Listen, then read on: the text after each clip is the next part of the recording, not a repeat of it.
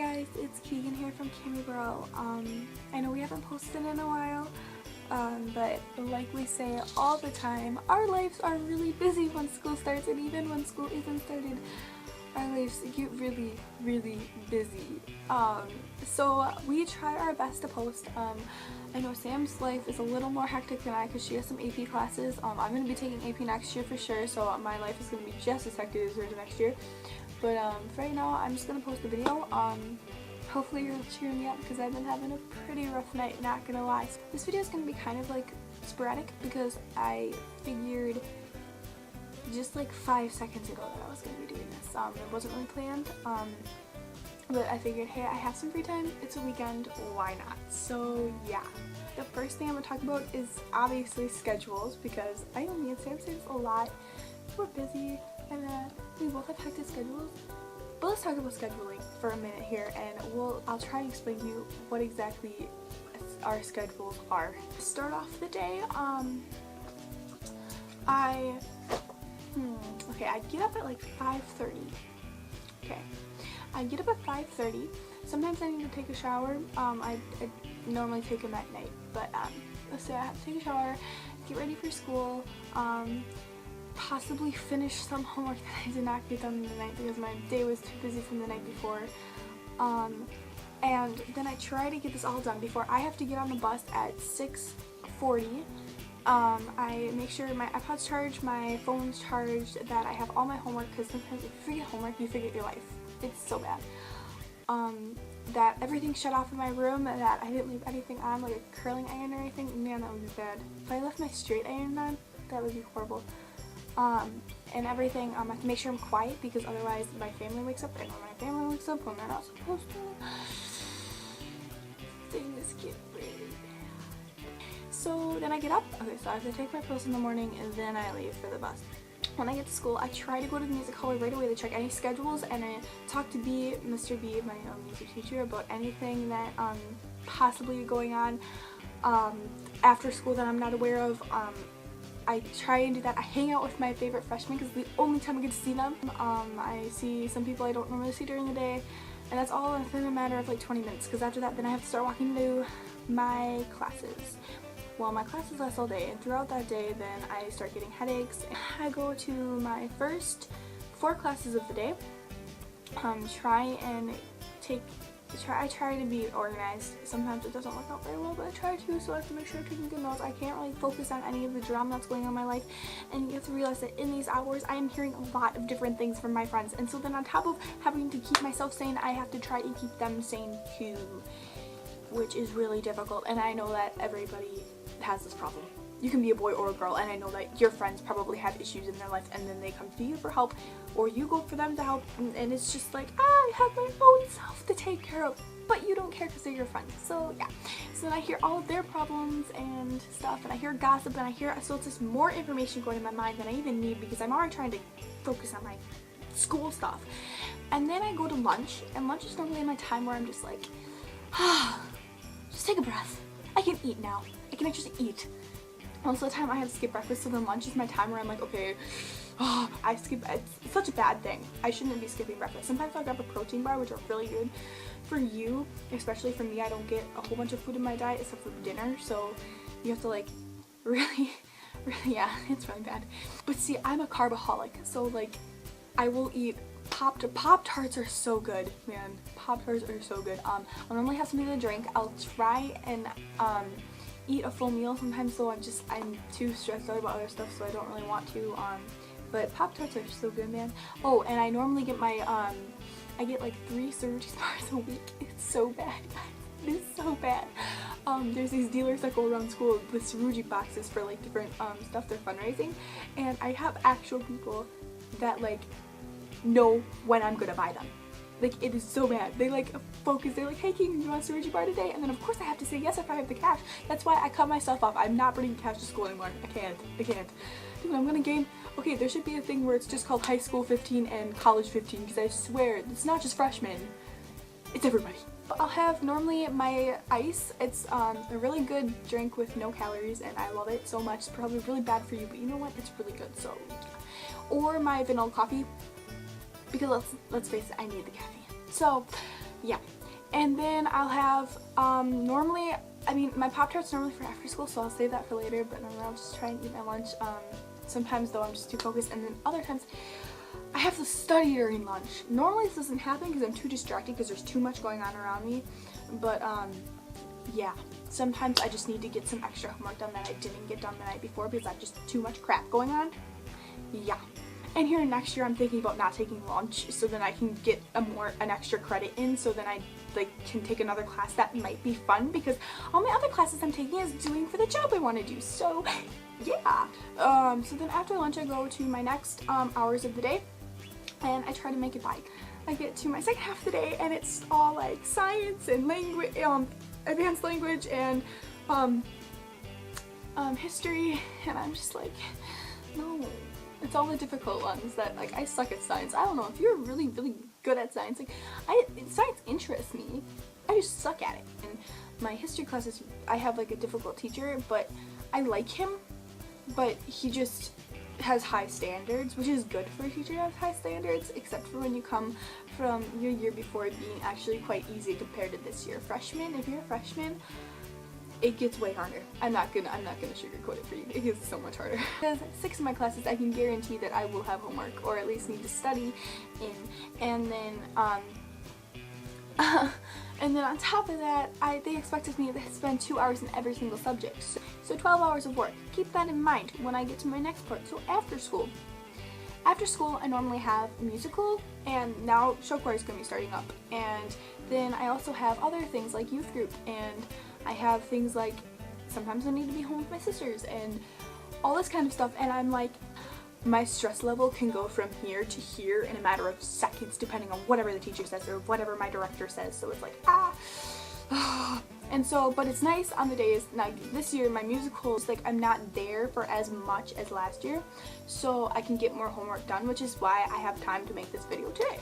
So that's nice. But once show choir starts up, I can be at school until midnight, who knows? And then on top of that, I have to do my homework. So that's why last year, me and Sam did post a lot of videos. And then on top of that, I have to eat, which the diet of music kid, I don't know about athletes, because athletes try and watch their diet most of the time, or stuff like that. I mean, I'm an athlete, but only during the summer, so yeah. I consider show choir sports. Maybe I'm an athlete all year round, I don't know. But my diet consists of sugary, caffeinated drinks, sometimes, most of the time tea and water though, because I need to, like, you know, keep my voice good, but yes, sugary, caffeinated drinks, and Pop-Tarts, because Pop-Tarts are literally carbs and sugar. It's kind of like caffeinated drinks. They just, caffeinated drinks and sugar, and then when you get home, you're just like, oh, I'm tired.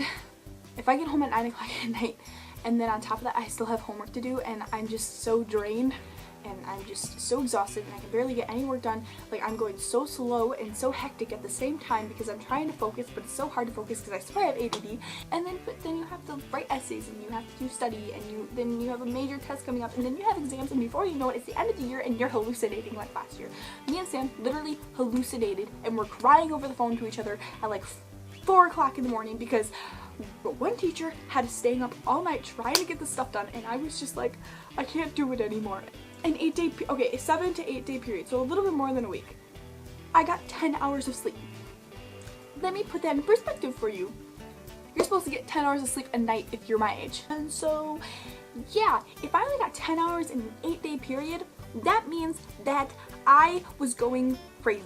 And then on the weekends, sometimes I'll have a day off, but most of the time it's homework. Then I have to wake up at 5:30 and start it all over again. So that's my life.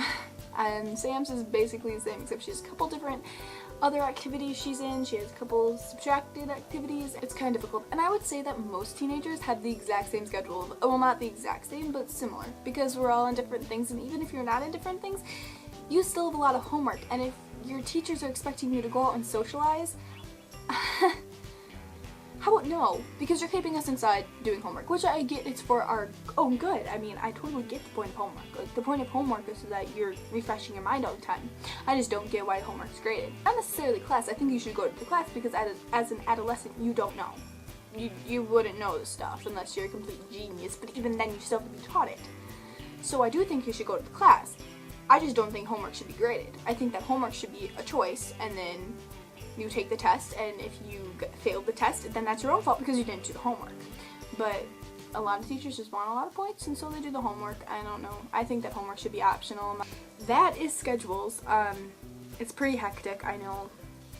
Probably doesn't sound any different than yours. Alright, well the next topic I'm going to be talking about is, I'm going to talk about breakups.